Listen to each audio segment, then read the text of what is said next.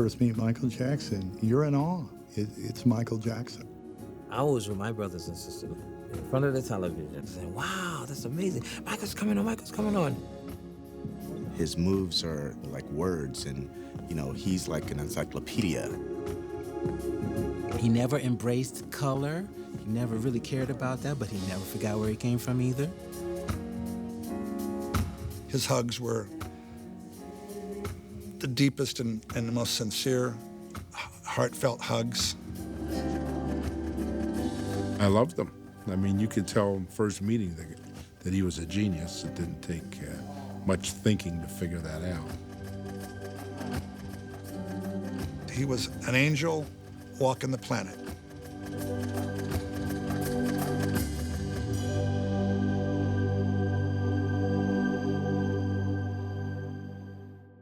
Your love is magical. That's how I feel. But there are worlds and worlds of ways to explain.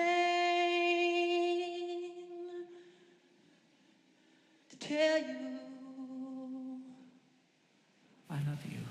Michael was just the loveliest soul. And I always left having had an experience with Michael where I felt that I came out the other side looking at the world differently, looking at myself differently. I would feel a little bit too appeal the world. Yeah. A little bit appeal the world. We'll weave that in that tapestry. The first time I met Michael, we were in rehearsals for Remember the Time, short film. And it was very, you know, surreal, cosmic, just felt very natural to me. I worked a long time in the industry, and then I got to go with Michael. And I learned a lot of things from Michael. And there are things that I use every day in my work and in my life. That's the kind of guy he was. He'd share things with you if you were interested. He called me out of the blue. I think it was the late 80s. And my goddaughter was at the house and she answered the phone.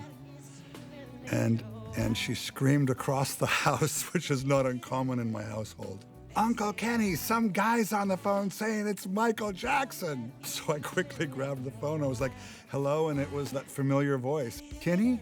And I was like, Michael, I'm so sorry. And he was like, that's okay. It happens to me all the time. To make it go back to that magic moment. One of my first memories was in 1987 when he first came to the Smooth Criminal set. He walks over to me and he comes really, really close and he's looking at me and he goes, who did your makeup? And I said, I did. And he goes, I like your eyes. And I thought I was gonna melt. That was my first encounter with Michael Jackson.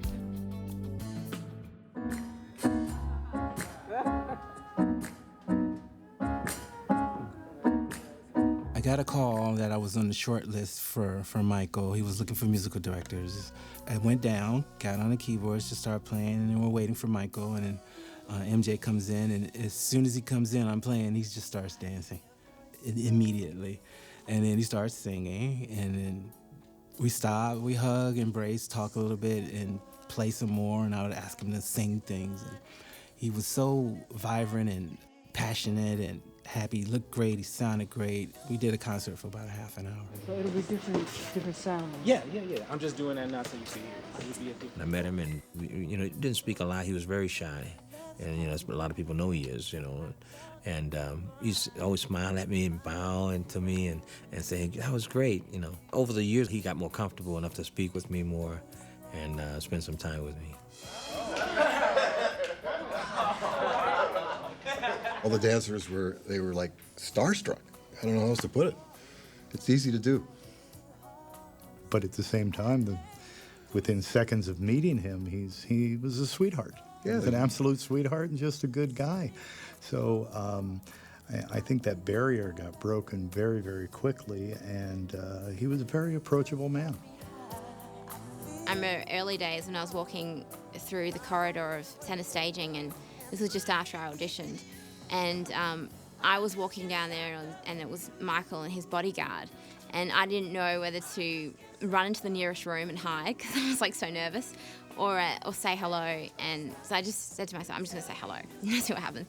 So I went up to him and I said, oh, hi, how are you? And he goes, oh, really good. And he grabbed my hand and shook my hand. He said, God bless you, I'll see you soon.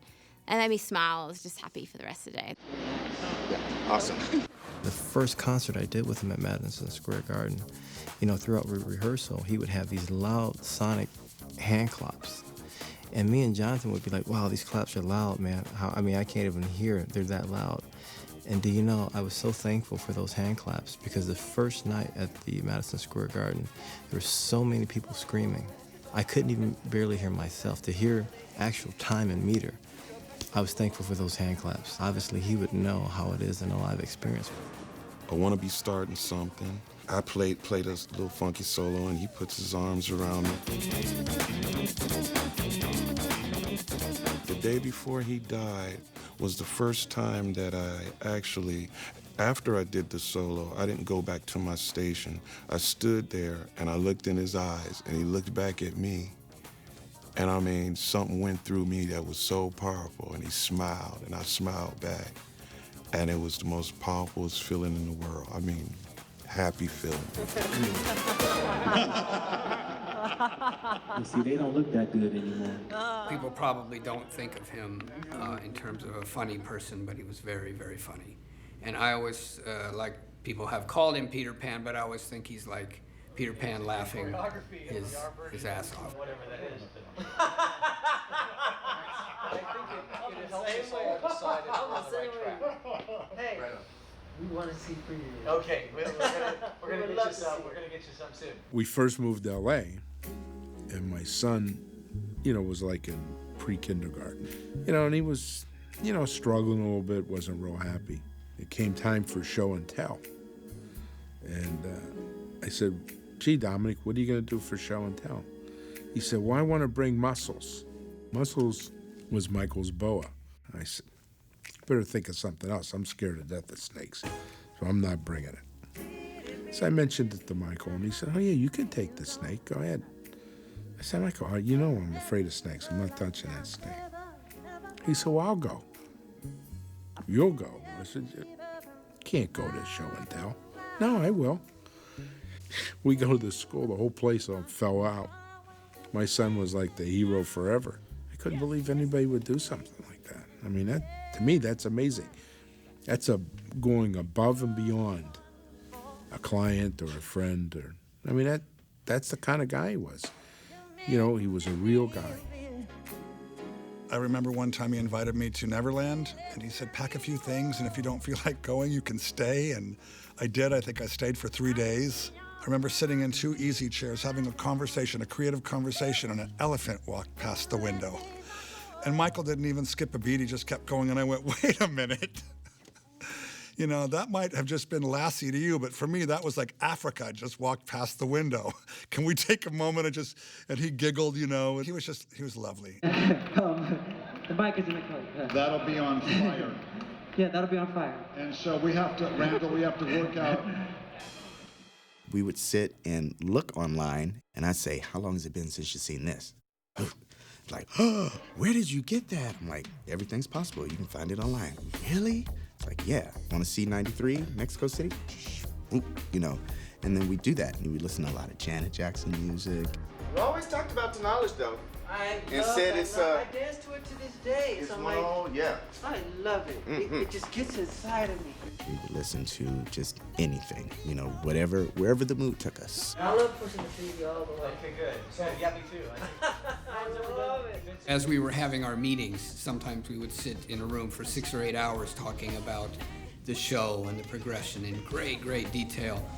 And if he was referring to Thriller, he would begin quietly to sing it, illustrating what he wanted to happen in a certain chorus. And the room would just go quiet. You couldn't keep yourself conversational when Michael Jackson was singing, even under his breath. But it's going to be very operatic. Beautiful.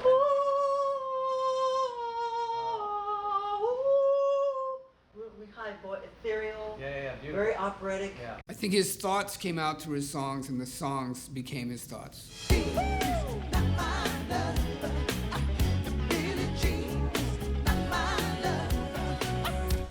And then the Billie Jean, he does the routine with the hat, and he dances under this one single spotlight, and it was just him and me all the rest of the band would stop, and we'd just go for like 3 or 4 minutes.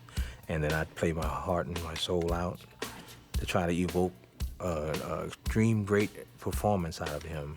And I would connect with him, and I would watch him so closely. He was my dance partner, and I will always treasure that. And that's magic of life.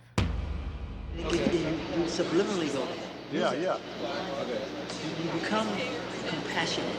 Michael, while we were working on some music one day, he said to me, he says, Bearden, you know what our name means? He says, well, our name means one who's most like God. I said, ooh, I kind of set up like this, like, ooh, yeah. He said, no. We gotta be humble. And I could see he was getting serious, so I said, well, I'm humble, MJ. Well, why are you so serious about this? And he said, well, I don't want God to take our gifts away. So if we're not humble, he'll take our gifts away. I said, well, that's I don't think that's gonna happen. I said, and I think your gifts are a little greater than mine. He said, then he really got mad at me. He said, no, don't say that. And he was really serious. I said, well, why, MJ? Why are you saying that? He says, because you're here with me, and I'm here with you, and we have to use our gifts together to help others figure out what their gifts are. I just shut up. Because he had the humanity, and he actually cared about it. Actually cared about people. Do a sound check, or black or white. I remember every day he'd come into rehearsal. He would take his towel and put it on my keyboard. And he would ask me if it's okay. And I'd be like, what are you talking about? This is your house. This house is made for you. I mean, I'm just part of it. I'm here to support you. Whatever you need to do, brother, thank you for asking, but you don't have to ask. The next day, he'd come in. There would be no convenient place for him to put his towel. He'd put the towel, he'd be like, I'd be playing, and he would say, is it okay? I'd be like, of course it is. I mean, just the way he was raised, it was just that old school gentleness. The thing that I don't think people realize about Michael is that he was an innocent person. If you really understood him, you'd understand where he was coming from. It was just a very innocent place.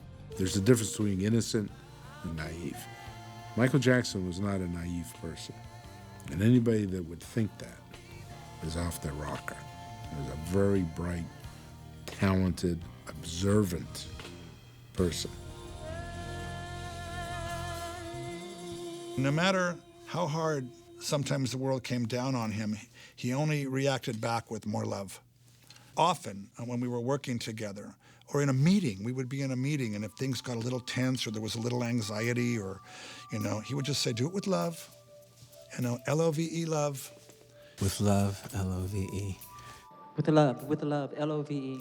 No, it's all for love. It's coming there. We'll get it there.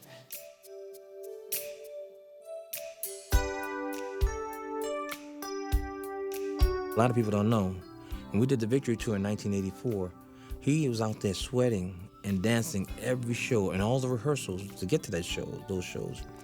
He was out there on the stage under all those lights, hundreds of lights, sweating and working hard, breaking his body down for not a dime. He gave all of his $5 million away. Every night for all of those months, he did it for free. And I think that aspect of Michael is equally as impressive and remarkable is the musical side of Michael. His lasting legacy will be his music for the fans, the great short films that he made, and for a lot of us who were close to him, his legacy will be his great friendship and the great sense of humor that he had. Some people got to experience it, some people didn't. I'm just one of the lucky guys in life. It's my friend Mike.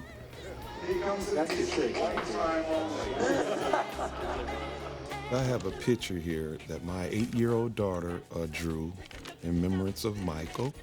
And that goes to show you what such a great guy Michael is, because he's still getting to young kids.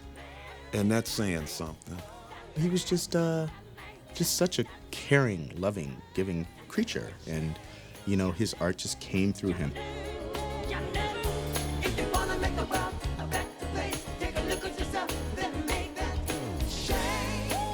Once every several centuries of mankind, God sends somebody special. a wake-up call, somebody to enlighten the people in the way to be, somebody to excite the people, somebody to bring people together. And I think Michael is a gift from God that he sent to show people how to be, how to love. He's simply the best, he's simply the kindest, and he's simply the greatest. You know, the Lord takes him away from you, but at the same time, it's a great thing because I know he's in a better place, you know. He was passionate in his work. He was passionate in his life. He loved